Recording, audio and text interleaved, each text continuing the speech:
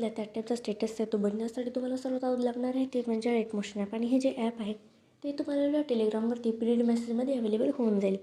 त्यानंतर ते तुम्हाला ओपन करायचं. ओपन केल्याच्यानंतर इथे प्रोजेक्टमध्ये यायचं. प्रोजेक्टमध्ये आल्याच्यानंतर इथे असलेला बिटमार्क आणि शेक इफेक्ट हे 2 प्रोजेक्ट आहेत, हे दोन्ही ते इम्पोर्ट करून घ्यायचे. त्यानंतर जो बिटमार्कचा प्रोजेक्ट आहे तो नॉर्मली ओपन करायचा. ओपन केल्याच्यानंतर तो काहीसा अशा प्रकारे दिसून येईल. तर स्टार्टिंगचा जो इमेज आहे तो आपल्याला इथे नॉर्मली कॉपी करायचा आहे. त्यासाठी त्या लेअरवर जायचं आहे, इथे प्लसवर जायचं आहे. त्यानंतर याला इथून कॉपी लेअर करायचं आहे. कॉपी लेअर केल्याच्यानंतर नेक्स्ट बीटवरती जायचं आहे. परत इथे तुम्हाला प्लसवर जायचं आहे. प्लसवरती गेल्याच्यानंतर इथे पेस्ट लेअरवरती जायचं आहे. पेस्ट लेअरवरती गेल्याच्यानंतर नेक्स्ट बीटवरती जायचं आहे. त्या लेअरवरती क्लिक करायचं आहे. फर्स्ट ऑप्शनवरती जायचं आहे. तिथे गेल्यानंतर जे थर्ड नंबरचा ऑप्शन आहे त्याचा यूज करायचा आहे आणि इमेजचा उरलेला पार्ट ट्रिम करायचा आहे. त्यानंतर इथे कलर अँड फिलवरती जायचं आहे. स्टारच्या ऑप्शनवरती जायचं आहे आणि जो कोणता इमेज तुम्हाला चेंज करायचा असेल त्याला तुम्हाला सिलेक्ट करायचं आहे आणि इथे प्लसवर जाऊन तुम्ही तो इमेज चेंज करून घेऊ शकतात. तर ही जी प्रोसेस आहे अशाच प्रकारे 1 बाय 1 फॉलो करायची आपल्या मॉडेलचे इमेजेस अशाच प्रकारे बिटच्या अकॉर्डिंग 1 बाय 1 इथे ॲड करायचे आहेत. हे स्टार्टिंगचे इथे इमेजेस झालेले 9.2 सेकंदापर्यंत ॲड. त्यानंतर परत प्लसवर जायचं आहे, मिडवर जायचं आहे, नेक्स्ट इमेज ॲड करायचं आहे. त्यानंतर अशा प्रकारे नेक्स्ट बीटवरती जायचं आहे आणि 4th नंबरच्या ऑप्शनचा यूज करून इमेजचा जो उरलेला पार्ट आहे तो तुम्हाला इथून ट्रिम करायचा आहे. तर ही जी प्रोसेस आहे अशाच प्रकारे 1 बाय 1 फॉलो करायची आणि आपल्या मॉडेलचे ऑल इमेजेस बिटच्या अकॉर्डिंग 1 बाय 1 इथे ॲड करायचे आहेत.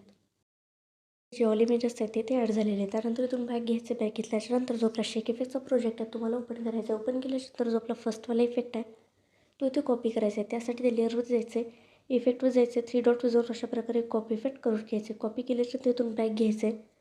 बॅक घेतल्याच्यानंतर जो आपला बिटमार्कचा प्रोजेक्ट आहे त्याला तुम्हाला ओपन करायचं. ओपन केल्याच्यानंतर 9.2 सेकंदावरच्या इमेजवरती यायचं आहे. तर इथे आल्याच्यानंतर इथून पुढे ज्या स्टार्टिंगचे जे ऑल इमेजेस आहेत त्यातून पुढे हा इफेक्ट तुम्हाला पेस्ट करायचा आहे. त्यासाठी सिम्पली त्या लेअरवर जायचं आहे, खाली इफेक्टवर जायचं आहे, 3 डॉटवर जाऊन अशा प्रकारे पेस्ट इफेक्ट करून द्यायचं. तर ही प्रोसेस आहे अशाच प्रकारे 1 बाय 1 फॉलो करायची आहे आणि आपल्या इथून पुढच्या इमेजेसवरती हा इफेक्ट पेस्ट करायचा आहे. तर 9.2 ते 23.11 सेकंदापर्यंत तुम्हाला हा फर्स्टवाला इफेक्ट पेस्ट करायचा आहे. त्यानंतर बॅक घ्यायचं आहे. बॅक घेतल्याच्यानंतर जो शेक इफेक्टचा प्रोजेक्ट आहे तुम्हाला रिओपन करायचा आहे. त्यानंतर जो सेकंड नंबरचा इफेक्ट आहे तो कॉपी करायचा आहे. त्यासाठी परत त्या लेअरवर जायचं आहे, इफेक्टवर जाऊन 3 डॉटवर जाऊन कॉपी इफेक्ट करून घ्यायचं आहे. त्यानंतर बॅक घ्यायचं आहे. बॅक घेतल्याच्यानंतर जो बिटमार्कचा प्रोजेक्ट आहे तुम्हाला परत ओपन करायचा आहे. ओपन केल्याच्यानंतर तिथून पुढे जे आपल्या 2 इमेजेसच्या आहेत मोठ्या साईजच्या त्यावरती तुम्हाला हा इफेक्ट पेस्ट करायचा आहे. म्हणजेच की 25.10 सेकंद आणि त्याच्या पुढे जी एक इमेज आहे त्याच्यावरती हा इफेक्ट पेस्ट करायचा आहे. त्यासाठी परत सेम प्रोसेस फॉलो करायची आहे. त्या लेअरवर जायचं आहे, इफेक्टवर जाऊन 3 डॉटवर जाऊन अशा प्रकारे पेस्ट इफेक्ट करून द्यायचं आहे.